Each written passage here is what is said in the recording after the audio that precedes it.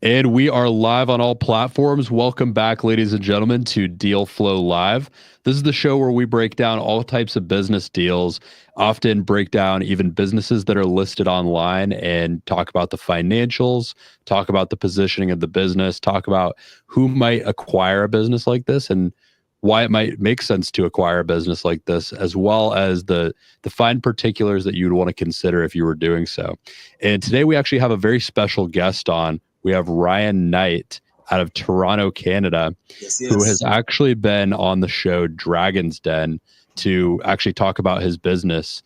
So his business is called Detailing Nights, and we're going to learn a little bit about the business, a little bit about him going on the show, and we're going to actually break down a business listing and kind of talk about some of the particulars of how the deals are analyzed. Ryan, thanks so much for being on. Yeah, my pleasure. Appreciate the invite. Absolutely. I'm really excited to dive into your business because I think it's really unique what you've done, first of all. And it sounds like you just have a lot of traction in the business and a lot of good things happening, a lot of upward trajectory. It's a huge thing that we talk about on the show is just what kind of growth and upward trajectory the business has. And it sounds like you're looking at all types of different routes of expansion just as you go forward. So I think the place I would love to start is I would just love to hear a little bit about how you started Detailing Nights and what the thought was behind it. Yeah, it dates back to actually 2009. So we're going into about 16 years in operation. But back in 2009, was actually working for a company doing assistive technology for special needs kids, and thought I was growing, building with the company. They were sending me on trips like to Boston and around the States.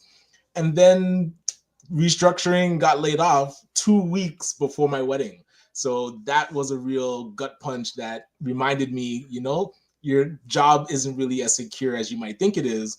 So my dad had always said, hey, if you want to control your own destiny, start a business. If you want to be rich, start a business. So I took that time to say, okay, my brother loved to clean cars.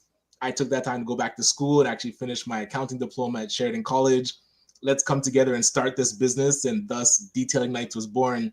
And for those that don't know much about DK, we provide mobile waterless car cleaning. So we go to people's houses or their offices, clean their cars on the spot without using water, and our plant-based eco-friendly cleaning supplies.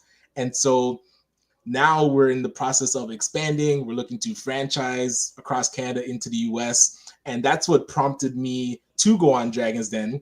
And for those that might be in the US, and Dragon's Den is similar to Shark Tank. So Dragon's Den was actually first, and then Shark Tank came after. So if you know Kevin O'Leary, he actually started out on Dragon's Den. But yeah, being able to go on and pitch, always been a big fan of the show. And then when the year I was auditioning, was the year that Brian Scudamore was the newest Dragon. So he's really versed in franchising with 1-800 Got Junk, Wow, One Day Painting, and Shack Shine. So it was great to get to pitch to him. And to spoil it, yes, Brian Scudamore was the one that initially gave the deal for. We had pitched 150,000 for 18%, and then he countered with 25%, and we went through with it. That's incredible. What was it like just being in that environment and the high pressure of making a deal right there on the spot? What was it like going through that and kind of talking about the future of your company in that context? It's interesting because there's kind of two tracks that you're on at the same time. There is the show track where they want a good story. So we brought the Ferrari on stage. So Wes Hall, who's one of the Dragons, we were able to get his car to put on. So we're demoing and cleaning the car at the same time. So we wanted to look good for TV, but then at the same time, you're on the track of pitching to investors. And there's the 5 investors there where you're now trying to figure, okay, on the spot, like you're saying, you're answering questions, going back and forth. And we were pitching for about 45 minutes, and they cut it down to about 10 minutes. So watching it back, I can see like how they arranged the conversation, and they can make you look good or bad based on like the music they put and where they emphasize things. So how they cut it, I was super happy with, and yeah, getting great feedback. So once I started talking, I think once we got past, because for the show, I had to pretty much say my initial opening and then gesture that they're gonna now reveal the car and there's the detailing side of the car. That show part I was super nervous about. I was like, I don't want to stumble my words. and they didn't show, they cut it short. But when I initially mentioned to the car, like, oh, we found the dirtiest car, I was actually standing there for a while waiting for this reveal. So it's like, you feel nervous and anxious, like, oh man, like that silence on TV, right? But after that part where it got to the questions, that's where I felt most comfortable. That's great. Yeah. So there's these kind of two tracks going on. I would love to hear a little bit about just, how you understood the deal making aspect going into the show, and were the negotiations that ended up happening, was that something you expected? Were you kind of prepared for that? Was that how real time does that happen? Is that something that happens very real time? Do you usually have like kind of an idea going in? Right, you'd have no idea what they're going to counter with, because they do keep it separate, that they don't want the Dragons to know about the businesses that are coming to pitch. So what you come up with that you're going to request, they're hearing it for the first time too.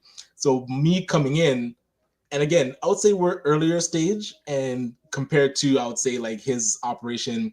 So I actually was thinking he's going to ask for half the company, only because of where we are.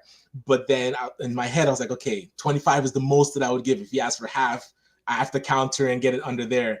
So when he actually initially just asked for 25, I had to kind of put my poker face on, man. Okay, I know this moment. So now I just can't blow it. So now that's where, when I countered, because I was like, every time I'm watching the show, I'm always telling people, it's like, no, you got to at least counter. You can't just take the deal straight up. But so how they cut it with Wes Hall, he actually gave me the advice about not countering before I countered. So that's where I was thinking for a long time. It's like, yeah, he's right. I know I could just take the deal. But then in my mind too, I was like, I am on TV. So if I just come here, get what I'm asking for, and then it's like, yes, I'll take the deal. I was like, nah, I know they want some tension, right? So I was like, okay, let me pause. I knew I would be kicking myself if I didn't ask.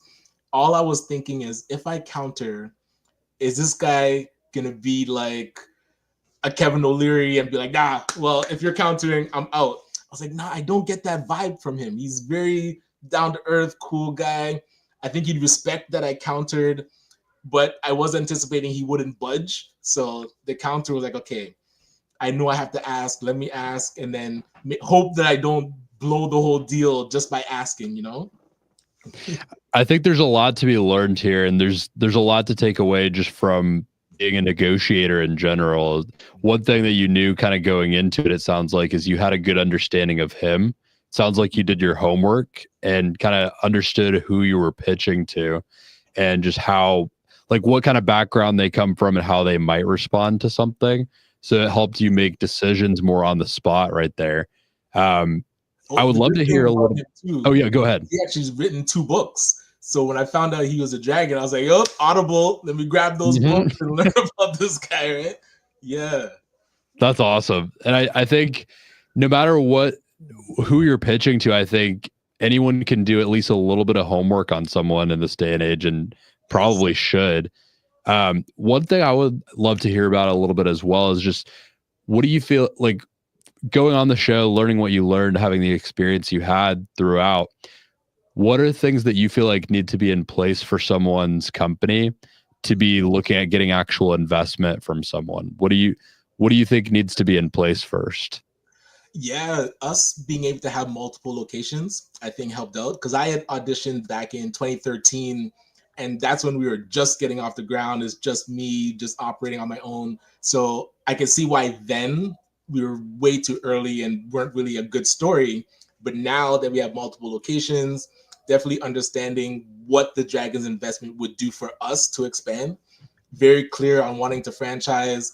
They cut it out of the show, but Brian had asked me, why franchising? Like, why do you want to go down this path? And do you feel this company would be able to franchise? So being able to answer that, to say like, yes, and how you evaluated the company.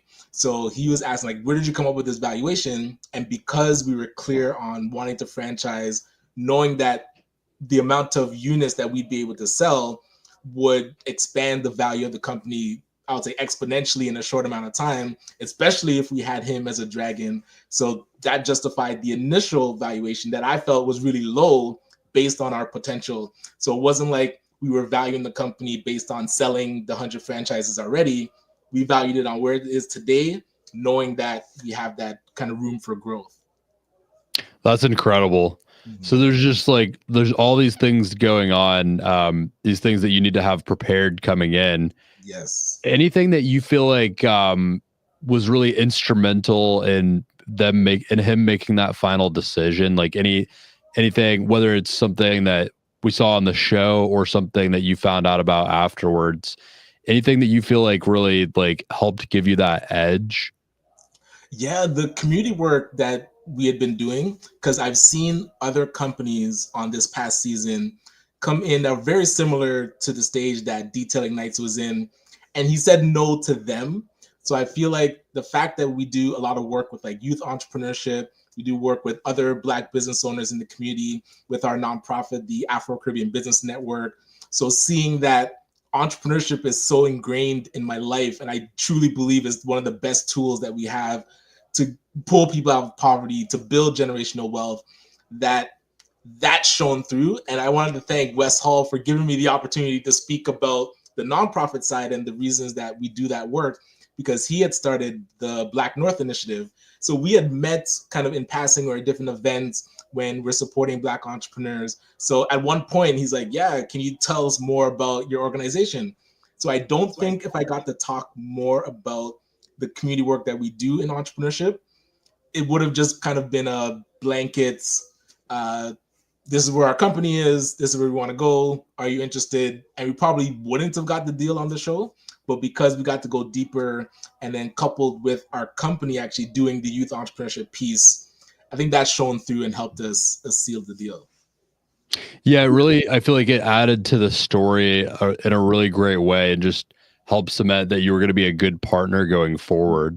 Right. And I guess one other area I would love to cover, sorry, we've got someone trying to join the studio. I'm not really sure how. One other thing I would love to hear a little bit about is what you were thinking about him coming in and like how that might play into your growth and your expansion plan. Sounds like he has an operation that he has franchised. Is that right? Yeah, so there's an umbrella company called O2E Brands, which I believe stands for Ordinary to Extraordinary. So under that brand is the 3 franchise outlets. So the 1-800 Got Jung, the Wow One Day Painting, and Shack Shine. So now he's actually created a whole division called Flywheel Accelerator to vet potential franchise partners to come under that umbrella. So before the show aired in the summer, we'd already been working with his franchise development team. Shout out to Brent, that has been our main contact in Toronto, working on what operationally we have to improve to be kind of ready to go under that umbrella.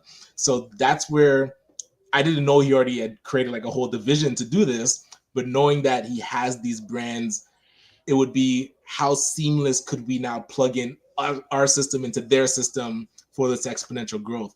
So that's where a lot of the back and forth with his team and being able to see, okay, is this a good fit right now? And ultimately to let people know kind of how everything is turned out. So I flew out to Vancouver this past February to say like, hey, we've been going through due diligence. Let's see what it does look like working together going forward. So he did mention to me it's too early for me to give up 25%. So he was like, based on where the company is now, we can actually work with you for like the next 2 to 3 years to get you to a level where now that 25% one is going to be more valuable, and it makes more sense to give it up to come under our umbrella.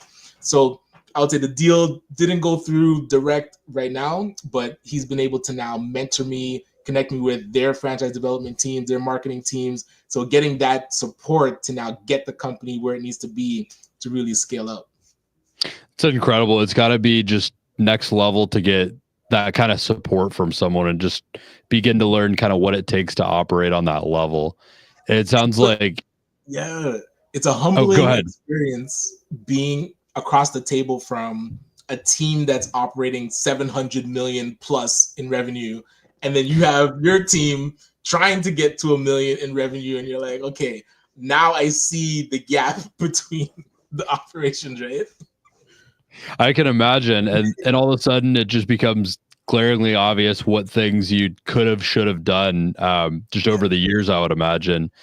So, if you were to go back, just knowing what you know now through this whole experience, what do you think you would have done differently in the first, let's see, 2006, you said, so it's been just under 20 years. What do you think you would have done differently in the first 15 years or so, knowing what you know now through the development of the company and having had this experience?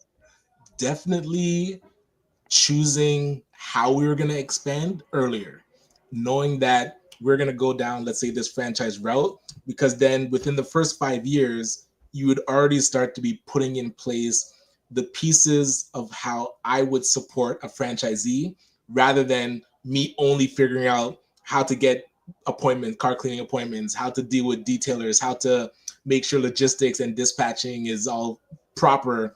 So I think I spent about 15 years getting that pieces in place, but really that could have been done within the first 2 years, and then start to focus on now, okay, what does it look like for me to work with somebody and they're working with the detailers, getting appointments, because that's really the shift. Now I've shifted from selling the service of detailing nights to actually selling detailing nights as a business. And that learning curve is going to take some time to really, get the momentum and understand it properly. So the earlier I could have learned that aspect of business, owning a business, we'd be way farther ahead for sure.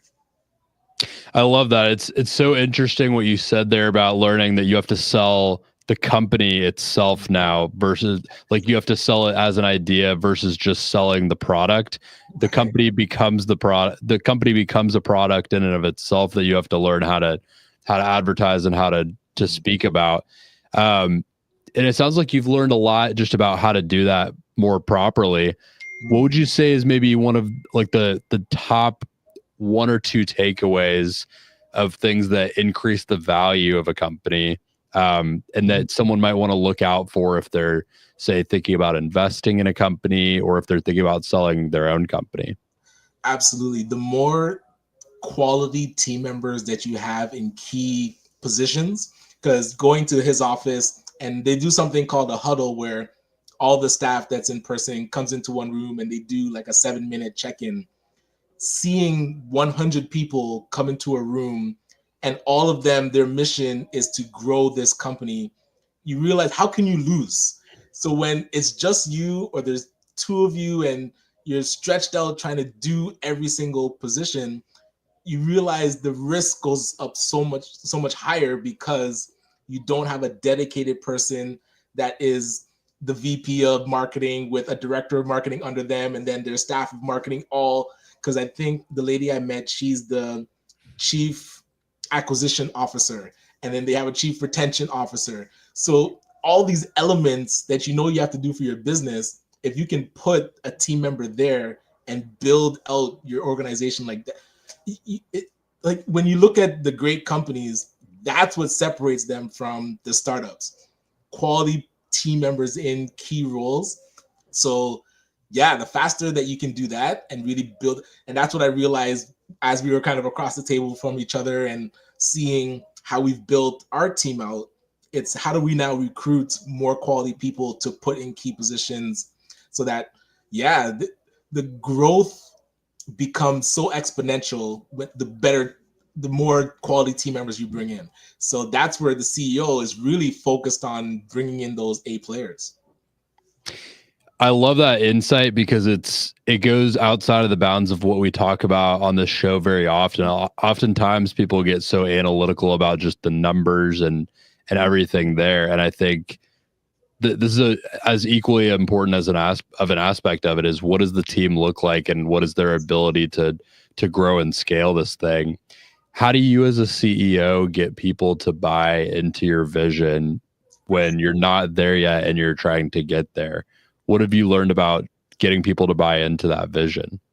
Yeah, and we all have to start kind of where we are. So looking in my network to say, who have I encountered that, one, has similar mindset and mission, or like values, and then what do they need in order to join this team? Because a lot of times if they're already like building their own companies, they typically don't want to join your mission. They have their own goals that they're working on. But if you encounter people in your network that are working somewhere else and are looking for a different opportunity, super talented, a lot of times explaining your vision to them, they can say like, what, where I'm at, I don't see growth.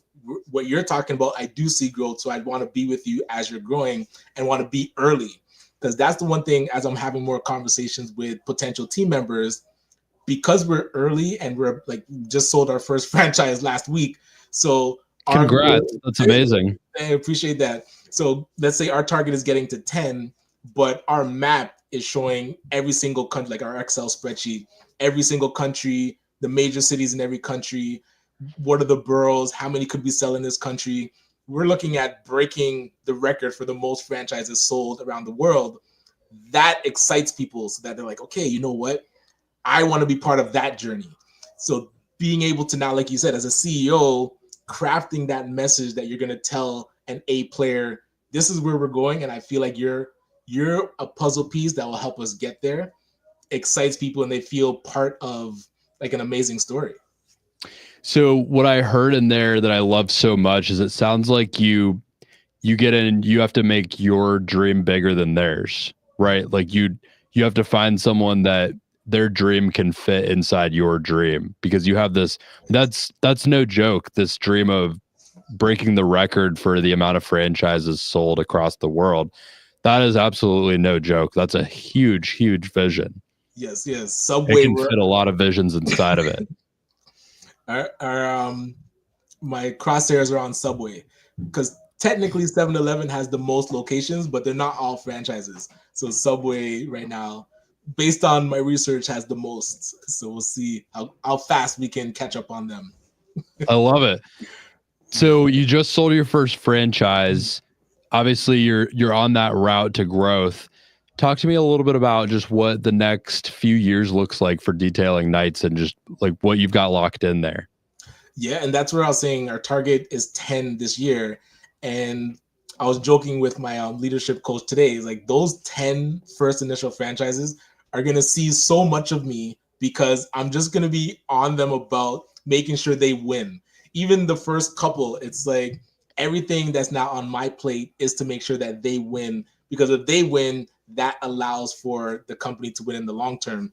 And that was one of the big questions I asked Brian when I got to see him, is what was the mindset that you had to have going from 0 to 1 franchise, and then 1 to 10, and then 10 to 100 and beyond.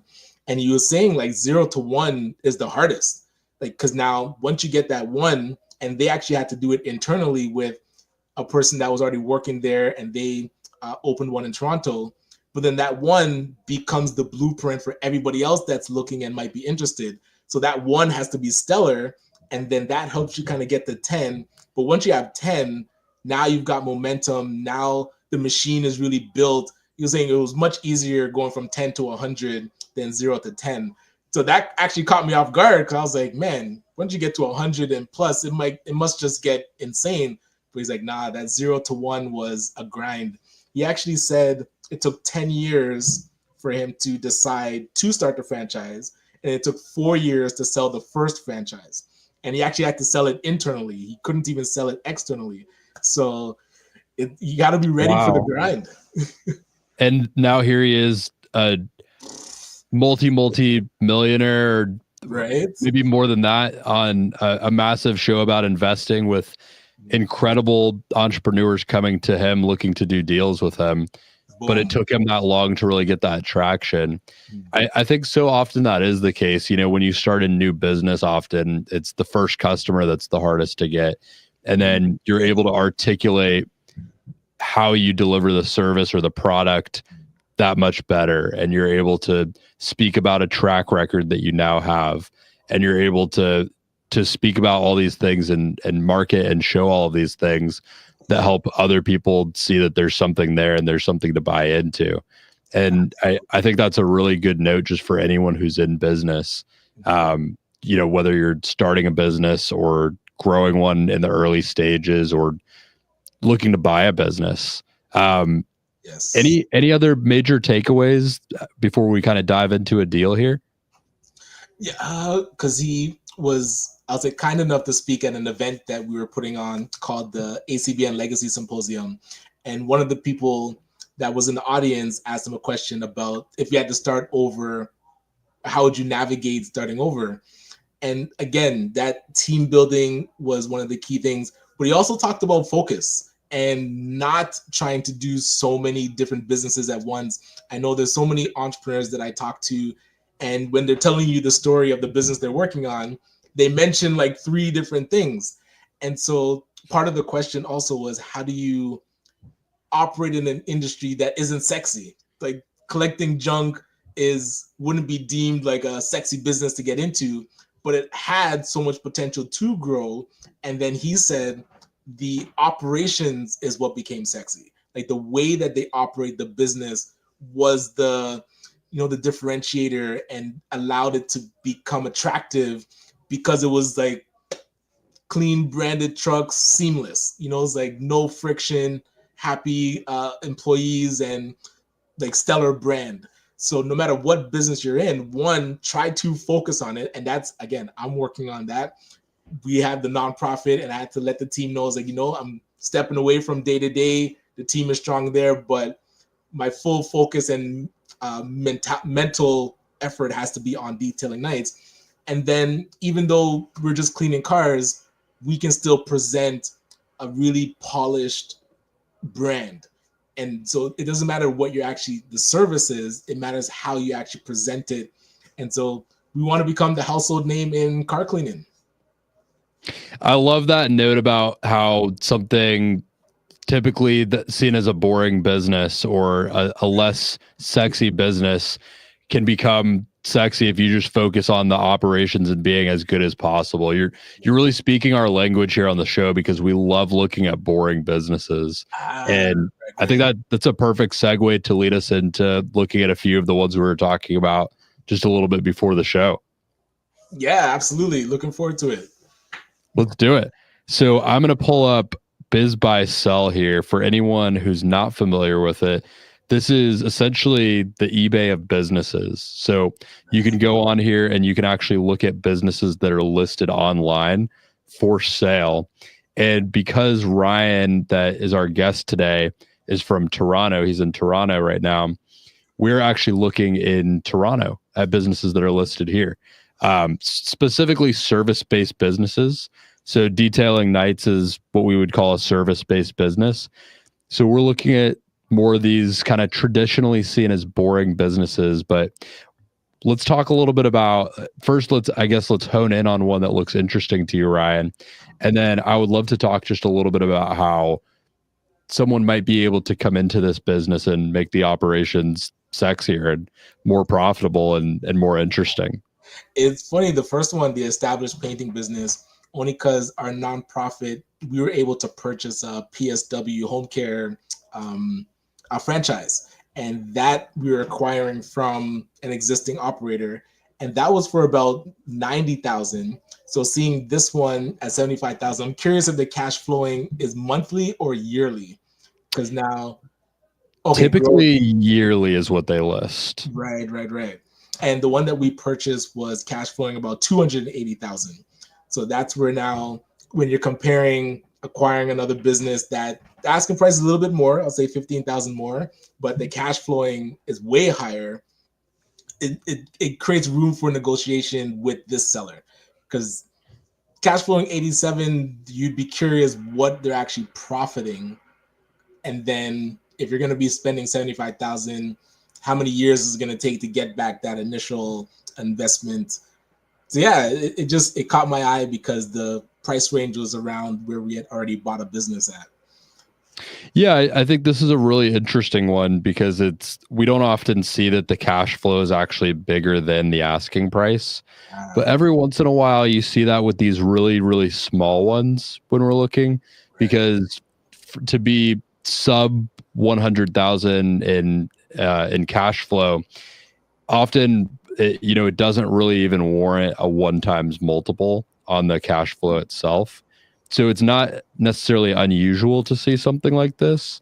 Right. But it is really interesting because if you think about it, to your point, you actually could, if the cash flow remained what they say it's going to remain, you could theoretically get your payback of the asking price in a little under a year here and be back on your feet. So it's definitely interesting. The big thing I would want to know is, to your point, is that actually what you're going to profit if you're a new owner of this? Is this something that are you going to be able to actually pull in 87? With a small business like this, it could be tough to pull that unless you're the main operator and unless you're the one working directly in the business. And a lot of times when the companies are small, because it is the owner that has all the relationships with the clients, there's that fear of when they sell it and they kind of step away, are you going to lose clients that, they kind of had that relationship with them?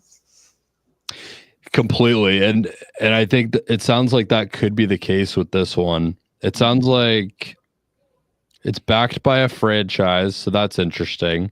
Gotcha. They've got a good Google rating. That could be partially coming from just the franchise in general, though. Yeah, and that makes it interesting because that's how we acquired our home care business. So now, knowing that the franchise is backing it, that it has strong systems to say like, hey, we can plug into, like, we can just kind of take the keys, but it's a machine that already operates. It's not solely reliant on the owner and what they've built.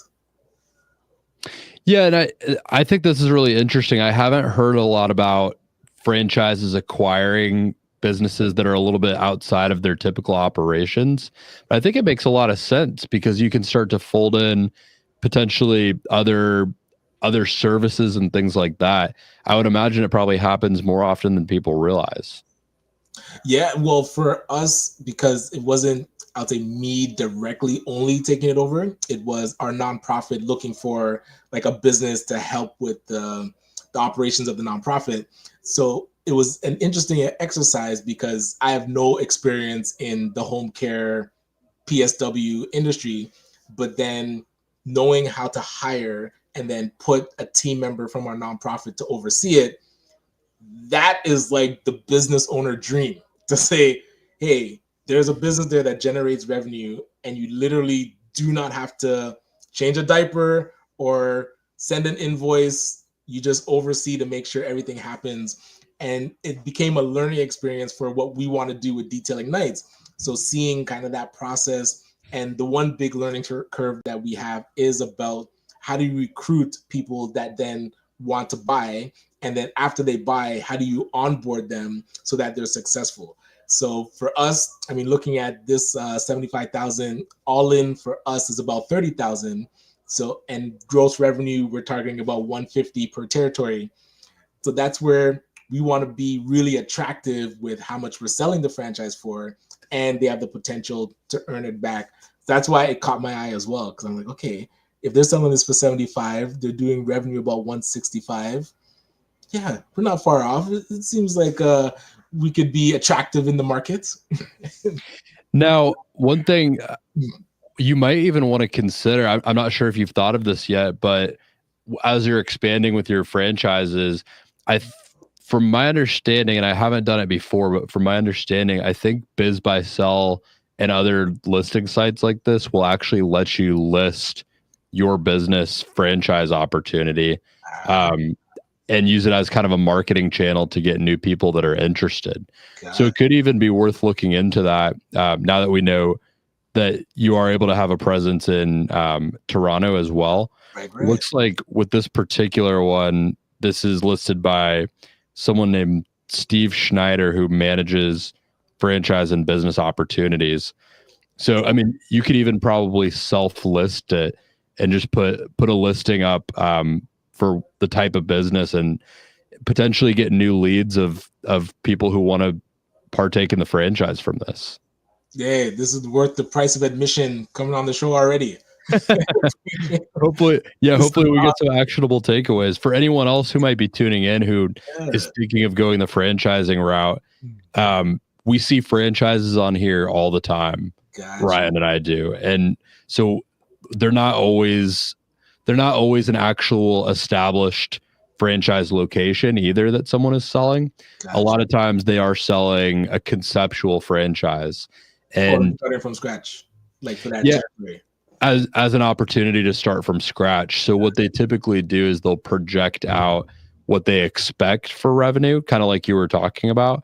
And you would see it listed the same way, but then it just discloses this is a franchise opportunity. And actually, the more I'm looking at this one, I think that's what this is. So it says franchise opportunity. Right. So it'd be taking it over from somebody that's been operating in that territory. This one might not even be an existing operating one. Okay. Sometime you said it is an existing one? No, it's a fresh one. So Ryan's saying it's more of a fresh one. It looks like if we're breaking this down and kind of reading between the lines, my guess would be the company itself started in 2022, but this is a new franchise opportunity. And they're probably just throwing their listings on everywhere because they don't really care what city you're in, as long as you have a city near you that you can have a franchise to open up with. Mm-hmm. Yeah, to his point, you can put it in listed in multiple cities that you're kind of already targeting or interested in. That's solid. No, man, I'm definitely gonna dig in and see like what the process is to utilize something like this. This is great. Yeah, and I've listed something on here before that's an existing business. I haven't listed a franchise opportunity before, but from my experience, it was pretty simple. So it definitely might be worth looking into.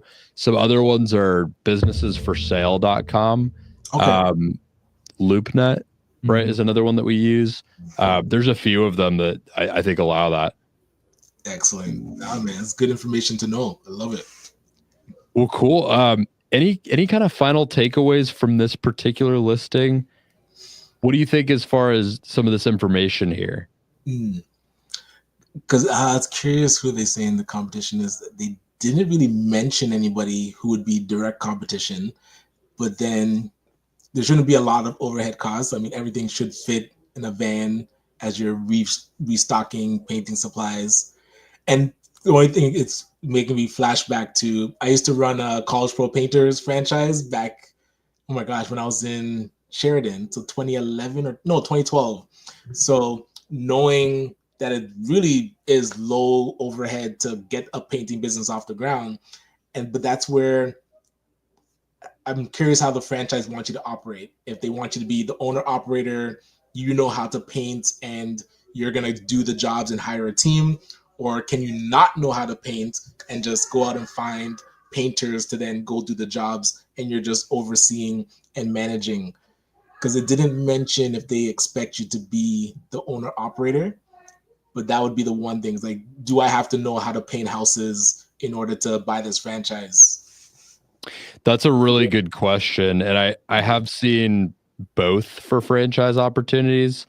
I can't necessarily get a great read on it for this one, but I've seen some opportunities where, I don't see on this one. They also don't list where you buy your paint from, whether it's direct through the company that subsidizes it through you, or whether you're allowed to use a supplier. They give you suppliers because, as we know from some franchises, they will force you to double, triple dip into their own internal systems, which can be a very shaky ship once, all the pigeons come back to roost. Sure. And it's a major consideration for someone getting into it, whether you do have to be the operator or not. It attracts a whole different type of individual. Some people buy a business because they want to step in and make that a full-time job and income. Right. Other people buy a business because they want to become kind of the overseer, like you were talking about before, where they've got employees that they're hiring. So I think a huge note that we got here is that's something you want to look into if you're considering a franchise opportunity. Yeah, because if you scroll down just a bit, I think where it says the next steps, it does look, because it says whether you're an entrepreneur looking for a scalable home business, or an experienced contractor seeking to grow. That kind of makes me think they're looking for a person that knows about the painting business and now wants to plug into a system to help them grow faster. That's what I think as well. It sounds like someone who's had some experience. Mhm. So yeah, maybe if you have some kind of infrastructure where you already have a business, but you're looking to take it to the next level, I could see it attracting some people like that. Absolutely. And it's a question that we started asking ourselves. Do we want to find existing detailers that we can now bring under our brand? Or can we take a person that doesn't really know about detailing, show them how to just hire detailers and maybe an area manager, and they can have a cash flowing business without needing to know how to clean a car? So to be determined what would be the better option, but I feel like we're going to land somewhere on that. Well, I think that's a perfect place to kind of to take this is based on what you've gone through so far and seen so far with potential franchisees, what are the qualities that you think make this a great opportunity for someone with Detailing Nights, and who would you kind of call out to look at this as an opportunity and get in contact with you?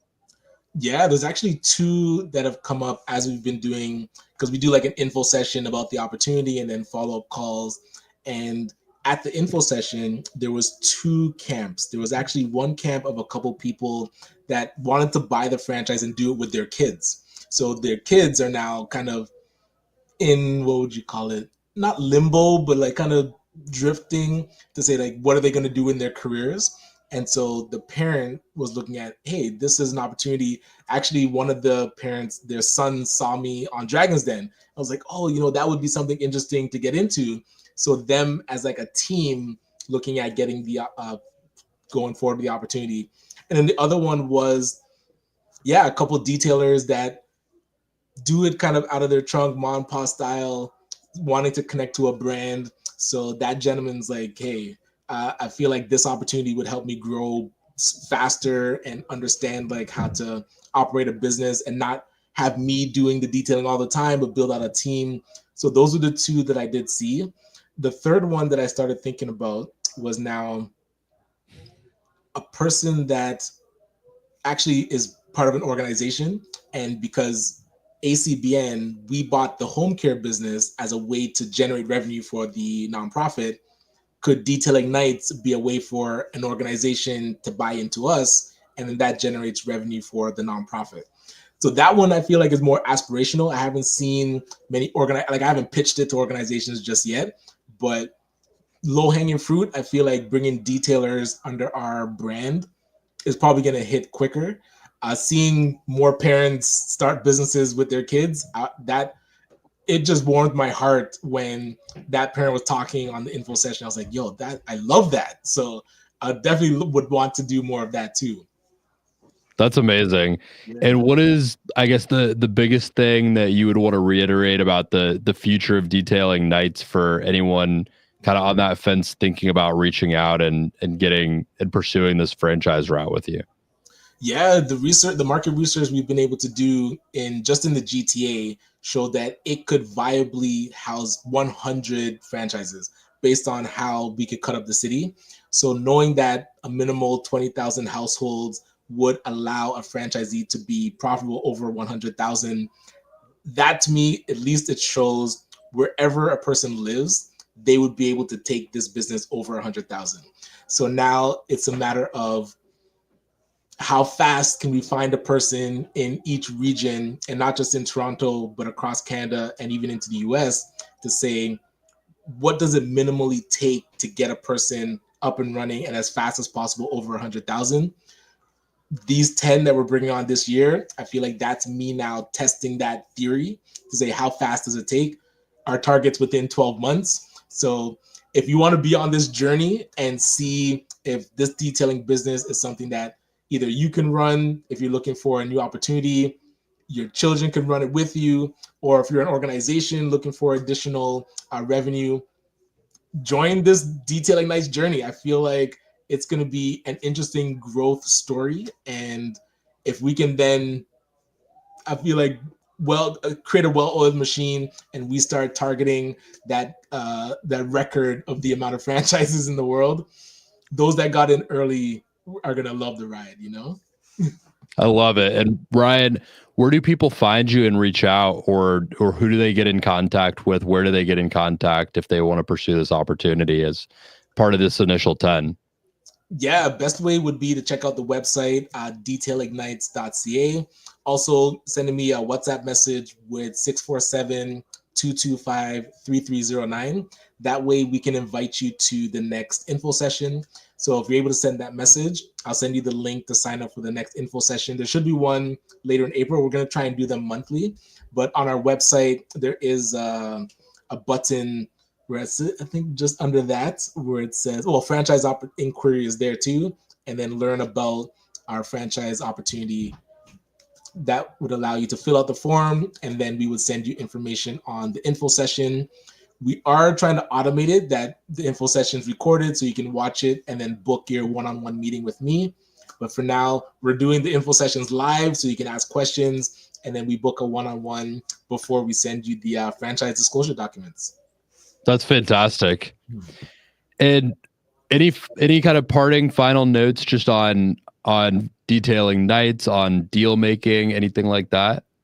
Well, I wanted to say thank you for the opportunity to be on the platform, because when we initially talked, this is a space that not a lot of entrepreneurs have conversations about. That private equity acquiring businesses, selling their business, because we see a lot of business owners not structure their business to be able to sell it.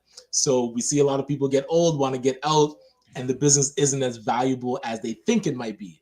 So the earlier we can think about, even if you're not going to sell it now, in the future, there has to be some sort of exit. You're either going to die, or you're going to sell it, or you're going to give it to your kids. So I would encourage more people to watch the show, learn about this space, about creating sellable businesses or buying businesses, and then pick a road.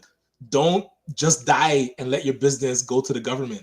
Actually build something that can be an asset for your family or for somebody to buy it from you. I love that. And I'll add one thing to that as well, is like you saw in Ryan's story here, a partial exit could even be a route to further growth, right? The deal that he worked on the show on Dragon's Den was in many ways a partial exit. It's an exchange of part of the equity of his company for capital and resources and connections to take him to that next level. So look for those opportunities as well. If you're someone who's growing a business, who's looking to expand, a partial exit could be something that takes you to that next stage.